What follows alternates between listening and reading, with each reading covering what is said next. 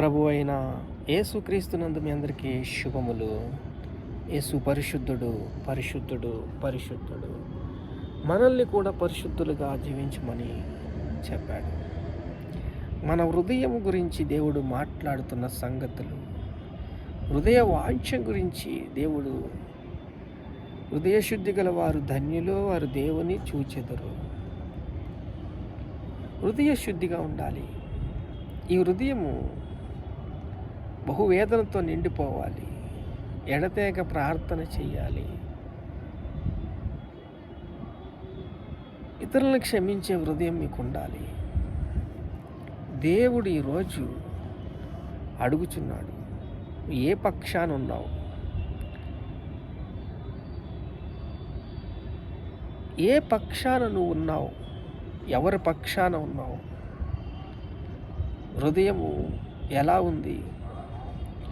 హృదయము శుద్ధిగా ఉందా? నిర్మలంగా ఉందా హృదయం? హృదయము నిండిన దాన్ని బట్టి నోరు మాట్లాడునని దేవుడు మాట్లాడుచున్నాడు. హృదయ శుద్ధి గల వారు ధన్యులు, వారు దేవుని చూస్తారు. దేవుడు మనస్సు మీకు ఉండాలి.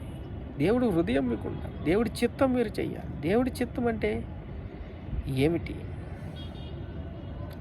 దేవుడు కరుణామయుడు, కరుణా హృదయం గలవాడు. నశించిపోతున్న ఆత్మలకి కరుణ చూపించినట్లయితే, అంటే అనేక మందికి సహాయం చేయొచ్చు.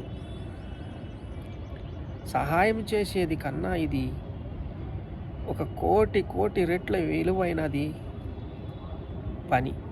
ఎందుకంటే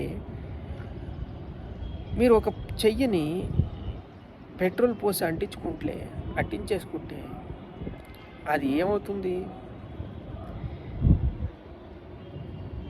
ధనవంతుడు అగ్గిలో కాలుతున్నాడు. అలా అగ్గిలో కాల్తా ఉన్నాడు. దరిద్రుడేమో రొమ్ముని ఆనుకున్నాడు. అబ్రహాము రొమ్మును విశ్వాసులకు తండ్రి అయిన అబ్రహాము రొమ్మును ఆదుకున్నాడు. అందుకే నేను చెప్తున్నాను, హృదయం శుద్ధిగా ఉండాలి. మీ హృదయం పరిశుద్ధంగా ఉండాలి, పవిత్రంగా ఉండాలి. నశించిపోతున్న ఆత్మల కొరకు వేదన ఉండాలి. ఎడతెగక ప్రార్థన చేయాలి. పేతురు 3 సంవత్సరాల వాక్యం విని ఇంక అన్నీ వదిలేసి త్యాగం చేశారు. వాళ్ళు జీవితాన్ని, భార్య, బిడ్డల్ని అందరినీ వదిలేసి యేసుక్రీస్తు చేసే అద్భుతాలు, ఆశ్చర్యకార్యాలు వెంబడించారు. 3.5 సంవత్సరాల పాటు ప్రార్థన, విజ్ఞాపనలు చేస్తూ ఉన్నారు. పాలు పంచుకున్నారు. ఊరు తిరిగారు, సువార్తను ప్రకటించారు. అయితే ఎక్కడ ఫెయిల్ అయిపోయారంటే, సడన్గా శోధన వచ్చింది. పరీక్షిస్తాడు దేవుడు పరీక్షించినప్పుడు ఆ పరీక్షలో ఫెయిల్ అయిపోయారు. ఏమొద్దు, మాకేం వద్దు, ఇంకా నేను వల్లట్టుకుని వెళ్ళిపోతాను, నీతో వస్తాం, మేము వస్తాం అని రాత్రంతా శ్రమ పడ్డారు. కానీ ఏమీ దొరకలేదు వాళ్ళకి. వాడు వేసే ఏమైంది? పేతురు, నేను రాత్రంతా శ్రమ పడ్డా, మాకేం దొరకలేదు. గౌరవిస్తున్నారు. అయితే రా అని లోతైన స్థలంలో వేసి విస్తారమైన చేపలు పట్టారు. అందుకే కోత ఎంతో విస్తారంగా ఉంది. కోతకు పనివారు కావాలి. నువ్వు మనుషులు పట్టు జాలరుగా ఉండు. హృదయం ఉండాలి. హృదయము శుద్ధిగా ఉండాలి. హృదయ శుద్ధి గల వారు ధన్యులు, దేవుని చూస్తారు. నశించిపోతున్న ఆత్మల కొరకు వేదనతో ఉన్నప్పుడు దేవుడు ప్రేమతో కరుణిస్తాడు. కరుణా హృదయం మీకు వస్తుంది. దేవుని హృదయమే మీకు వస్తుంది. మీరు ఫలభరితులవుతారు, అనేకులు నడిపించేవారికి అవుతారు. కడవరి కాలం వచ్చేసింది. ఈ కడవరి కాలంలో పేతురు, నన్ను క్షమించు ప్రభువా, నేను పాపాత్ముడిని, నన్ను విడిచిపెట్టి వెళ్ళిపో ప్రభువా, నేను ఒక్కడిని దారి తప్పాను, ఇంతమందిని తీసుకెళ్ళి వలలు వేయడానికి చూశాను, క్షమించు ప్రభువా, మళ్ళీ కోడి కూసేదాకా నాకు నేను వేసేవారో నాకు తెలియదు అన్న.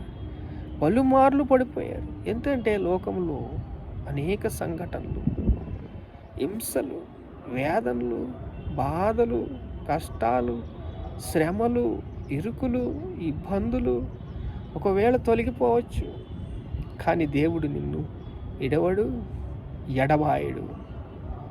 దేవుడు మనల్ని ప్రేమిస్తున్నాడు.